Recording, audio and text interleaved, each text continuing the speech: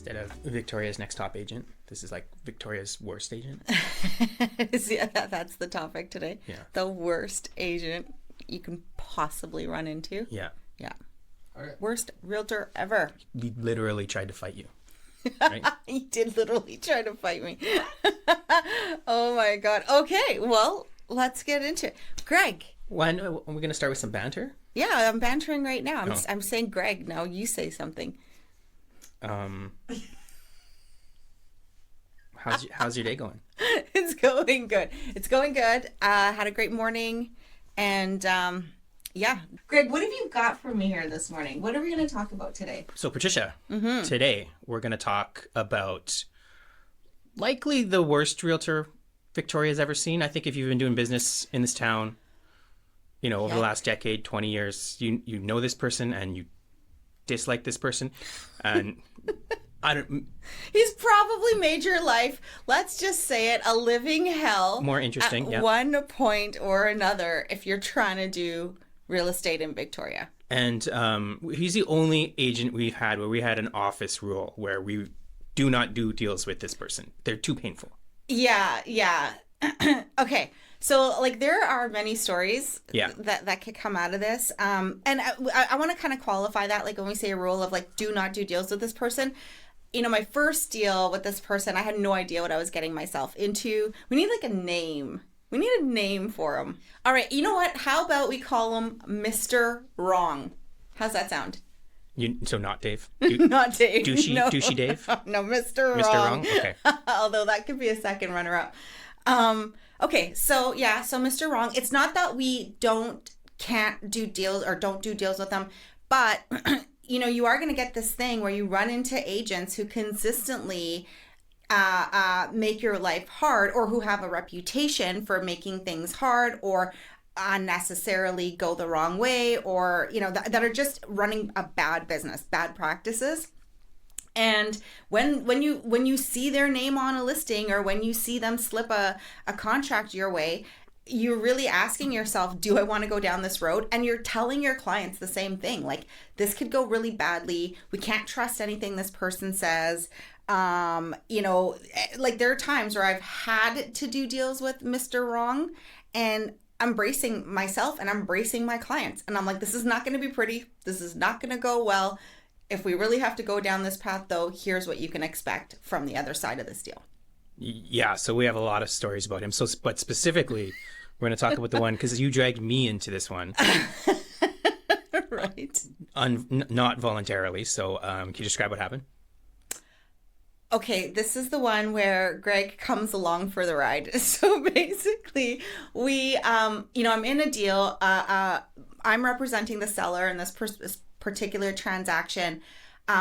My seller really wants to sell their home because they've now found their dream home and they don't want to let it go. So they've got their dream home riding on the line on the other end of this transaction. The buy side, of course, doesn't know this. We haven't disclosed this to the side, but Mr. Wrong brings the buyer to me and my sellers, and we start negotiating. And this is actually my first encounter with this person. So it's my first time ever doing a deal with them. And we're negotiating. And it's kind of a hard negotiation. As you can imagine, somebody that goes around screwing over other realtors, has an ego, is a strong personality, right? So but things are going in the normal tempo. They bring us a price. It's not the right price, not the right conditions. We counter back, and we're doing the dance, right? We're going back and forth. And it's going on all day with clear communication, everything's going back and forth the way it should be normally. And it's about, I want to say 8:00 at night at this point. And we get within about $2,000 of getting a deal done. And if you know anything about, when you're getting down to that kind of nitty gritty, you're probably going to put this thing together. It probably just takes one more quick conversation to get everybody on the same page, and you're getting it done. This is the point at which Mr. Wrong starts ghosting me. And I'm like, what the hell is going on? We're in this thing. This offer, by the way, is open for 24 hours. So the first day, we've kind of used up getting within 2K of each other. We're probably talking about a purchase price at the time of $800,000 or something like that. We're in 2K of each other, and then bam, nothing. Don't hear anything. So, of course, this is not normal. Usually you keep talking, or you can send a quick text or something to say, hey, listen, I'm not going to be able to communicate anymore for the rest of the evening, but we can pick this up in the morning, or we can whatever. Nothing. Ghosted. Next day, ghosted. At this point, my sellers are so upset. They were thinking everything was going to come together, and they have been really negotiable and like trying to make things work for the buyers on this transaction, and they've been doing their part to make everything fly. Nothing. 3 days later, I get a call back, and I'm trying to re-engage him for a couple of days, just to keep the conversation going. 3 days later, I get a call back. Okay, this is where shit hits the fan. This is where it really gets interesting. I get a call back from him saying, I think this is going to come together. Bring the contract and meet me at X address. Okay, so this is pretty dodgy behavior. I'm sure most of us can agree. Like, why? What's happening? Just tell me what the counter is. Let's just do business in a normal way. No can do. This is not going to happen. This is not going to go down this way with this guy. So at this point, I'm a little bit nervous, and I'm still a newer agent. I think I'd been selling real estate in Victoria for about 3 years at this point. And I tell my husband, so Greg, I tell you, and I'm like, dude wants me to meet him at this random location at this random time. Like, I'm kind of nervous. I would really like for you to come with me. Right? Like, that's kind of what happened. I don't know if you, like, is this your perspective of it? I think we knew what was happening. At the time, I think he said specifically, if you meet me here and you do this thing, I will give you an initial that you need. Okay. It was he did say, okay, right, yeah. It was quid pro quo kind of thing. Okay, so he was clear about, as I can't remember if he was clear about, I just remember being told to bring the contract at a random location. Because we actually had to dress a certain way, right? No. That didn't happen until we got there. So anyway, we get to this place, and it's a church, and he comes out and meets us in the parking lot, and he's like, hey, if you come and do Taekwondo in my Taekwondo class, and maybe I film a little bit of a Taekwondo video at this during this time, then I will get you the initials that you need, and we'll firm up this deal. And in my mind, I'm like, this should not be held hostage by whether or not we'll do Taekwondo.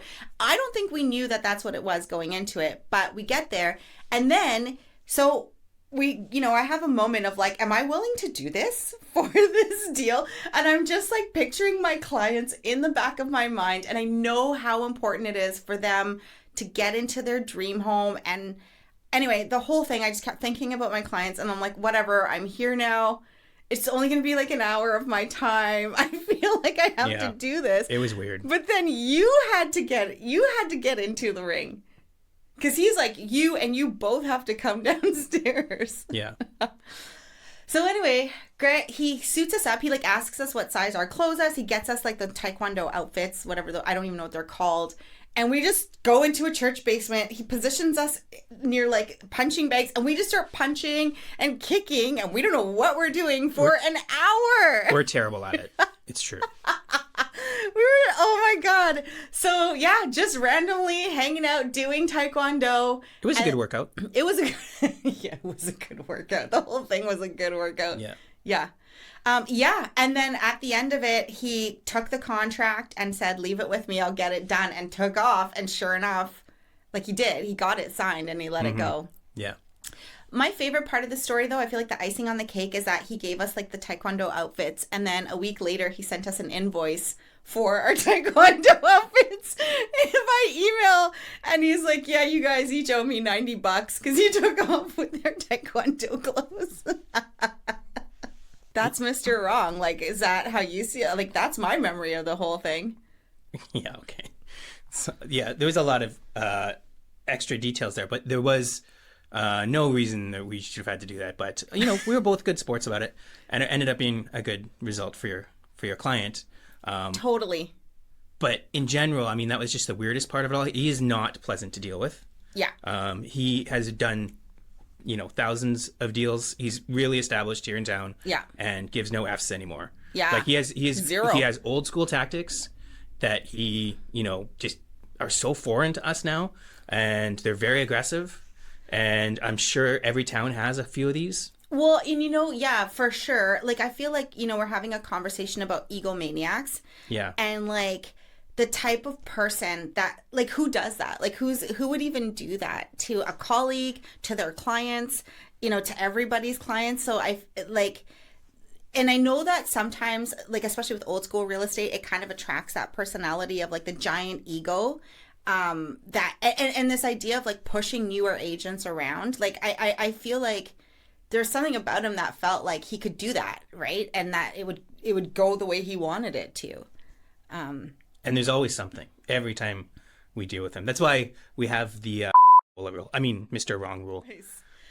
Yeah, so especially if you're new, especially if it's the early days in your career, you're gonna feel like you're getting pushed around. And it's like, this is obviously like the most extreme case, but like, I've come across so many egos. There's so many like young female realtor getting mansplained real estate, or getting just bullied, and like, it's tough.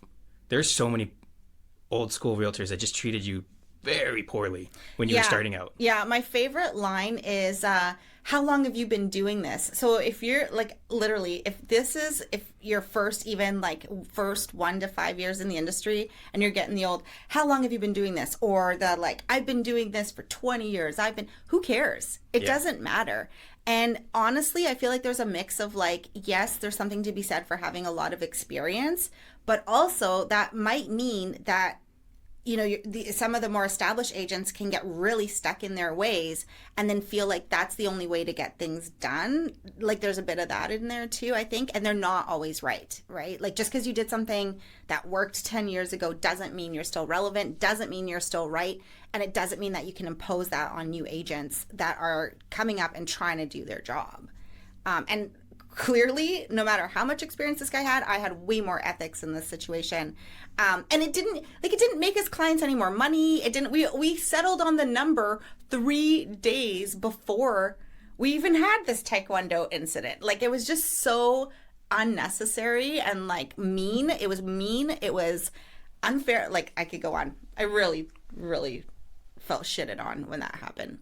There's a standard of behavior here that really needs to change, wouldn't you say?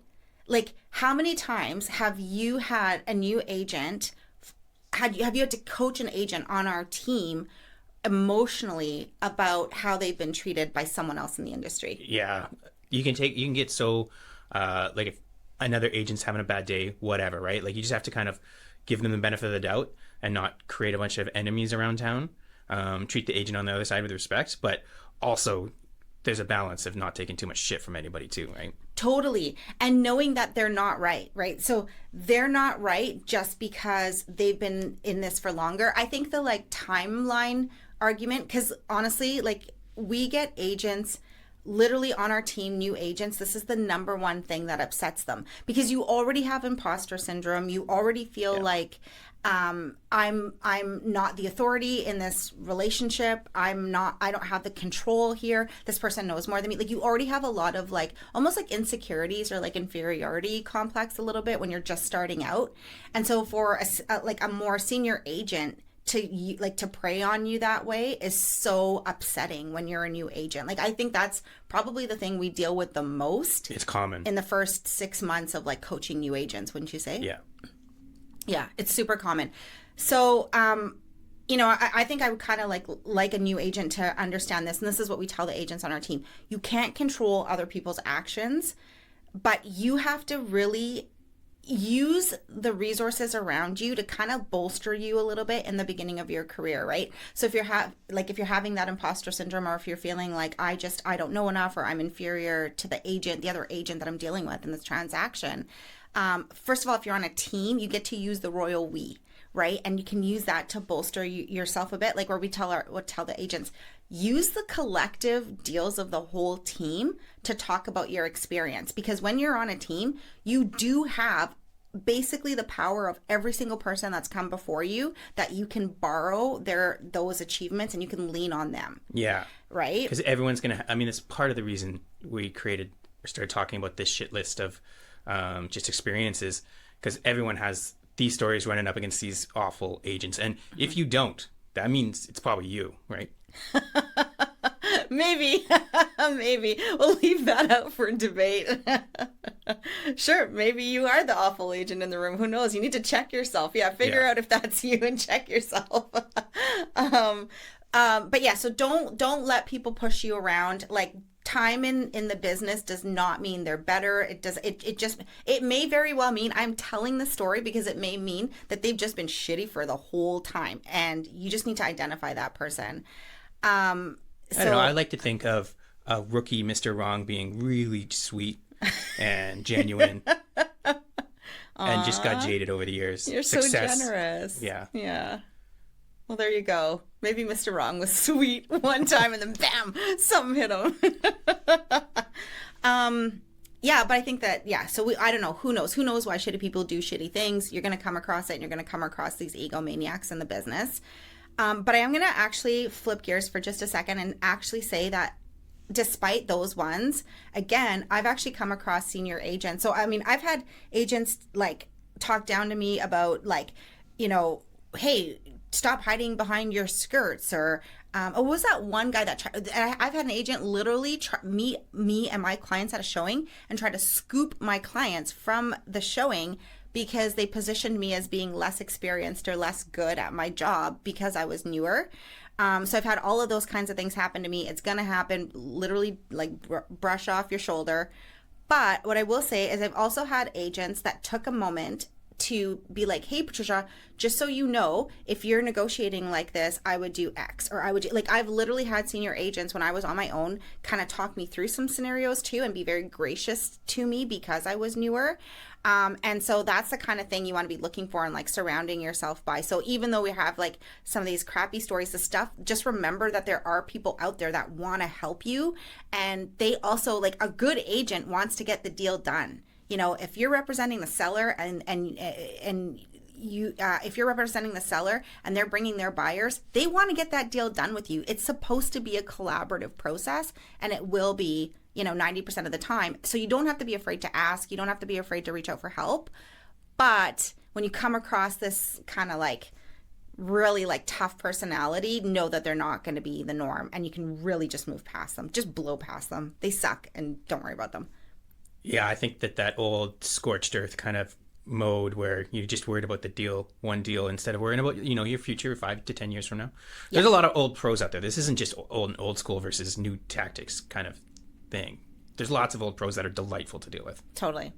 And I like that scorched earth comment though too, because it's like, yeah, like now, years in, I have actively avoided getting into transactions where I could with this agent. It hasn't happened all the time, but I know that a lot of people here in town actively avoid dealing with this person if they can. And that's another thing. So at first I didn't really say anything. I thought it was because it was me and because I was new and I was getting pushed around. But then like a year later, I asked another senior agent if they'd ever had a deal, because I literally was going back into a deal with this person and I was like, oh God, no, please, not again. And so I reached out this time to some senior agents in my brokerage, and they were like, oh yeah, we hate it dealing with this person too. We hate it. It's always bad. And then I realized it wasn't even just me, right? So like not feeling like alone in it, and realizing that nobody was having a good time dealing with Mr. Wrong. That was huge for my own confidence. Yeah. Oh, there's a lot. After this deal, the next time you talk to him, there was an overshare moment on his side that we'll have to tease that for another episode though, because there's so many things with this dude. So many things. Yeah. We were just chatting with our producers about this story, and like really had an interesting comment come up from Marion about the cycles of power dynamics, right? And so it's very possible that Mr. Wrong, when he was coming up in his career, you know what, Greg, we're going to circle back to your generosity here for a second and say that, yeah, maybe he was like bullied around by senior agents or by other agents and like other people in the industry. And so when he got to a position of doing a lot of deals and in a position of power, he started feeling like he could do that to new agents, right? That's how you're supposed to, that was the model that he'd been shown. Yeah, totally. Like just this idea that like when you get to a position of power, your reward is now you're the top dog and you get to come from a position of power.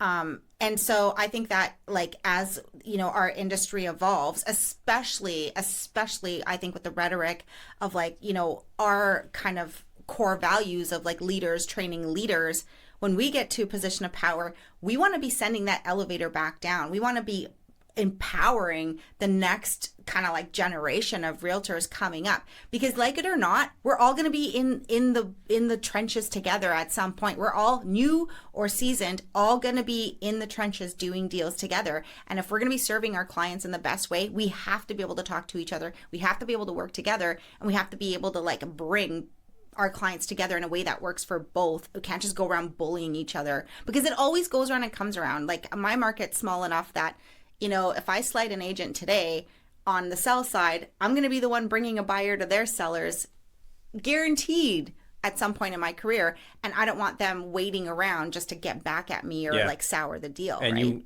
right? You could impact the culture of this town's kind of whatever. And all agents can. Yeah. But you have an impact on that culture and how people get treated. Totally. Because there's lots of like what commission rates by town all change, right? I mean, these aren't set in stone stuff, but you can actually have an impact on how people treat each other. Yeah, absolutely. Absolutely. So, hey, hurt realtors. So don't be that guy. Don't be that guy. You've been knocking this Taekwondo, but I mean, now you compete nationally for it, right? 2-time champ. Just kidding. Yeah, that was a total joke. I do not do Taekwondo as a result. But yeah, I think that's what we'd love to leave with people. The agents I think that I've always admired the most in my career were the ones that kind of reached down, gave me a hand, and helped me come up a step when I needed to. And as a result, I've always revered and respected them. And I hope that we're going to be, you know, that's what we want to do, is paying it forward to other agents and being leaders, training leaders. Amazing. That's great. That's a great place to end this as well. So I guess we'll see you next time. See you next time.